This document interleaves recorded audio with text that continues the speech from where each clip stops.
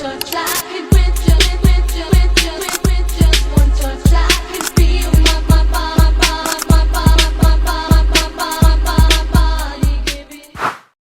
kita seringkali ngerasa udah baik sama banyak orang, tapi in some cases ada beberapa yang kita udah sebaik mungkin aja kita masih di stab in the back. Dan itu rasanya pahit banget ya, Kim? Pahit banget, Ustadz. Padahal kita nggak salah apapun. Masalah. Enggak, itu kita salah. Assalamualaikum warahmatullahi wabarakatuh.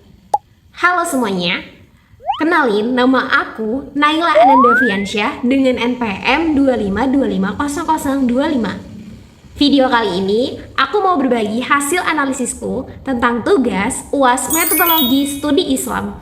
A few moments later. Pernah gak sih kalian ngerasa udah baik banget sama orang, tapi malah dibalasnya gak enak? Bahkan mungkin dikhianati. Rasanya pasti pahit banget kan? Nah, fenomena ini yang dibahas secara keren banget sama Ustadz Muhammad Nuzul Zikri di kanal YouTube Inspoken Session. Judulnya, Aku Sudah Baik, Kenapa Masih Dijahatin? Yuk langsung kita bedah metodenya.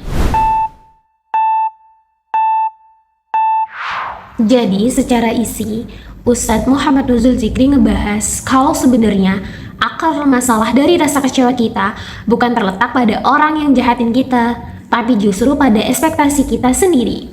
Kalau dilihat dari kacamata metodologi studi Islam, konten ini kental banget dengan pendekatan Islam normatif. Kenapa? Karena fokus utamanya adalah mengajak kita balik ke jalan yang benar menurut Al-Quran dan Sunnah.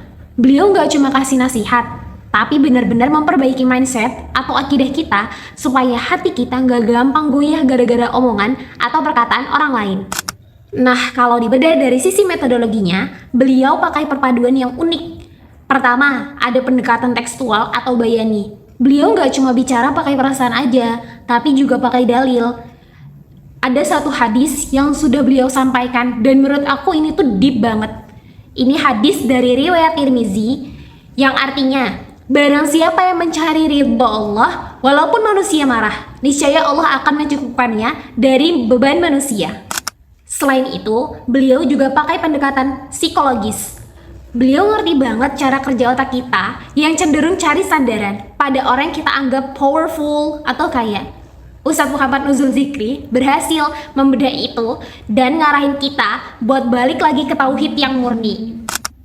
Tapi dari analisis aku, konten ini punya sisi yang bisa diimprove.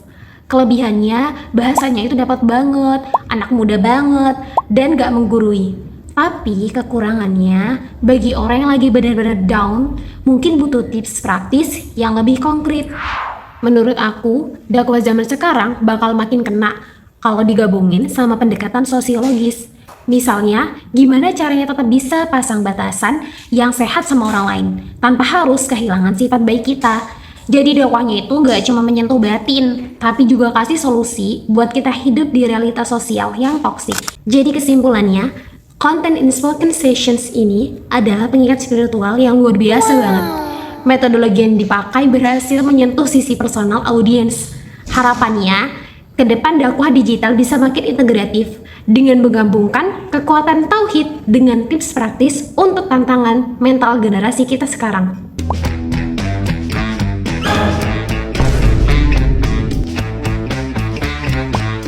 Oke, itu aja analisis dari aku.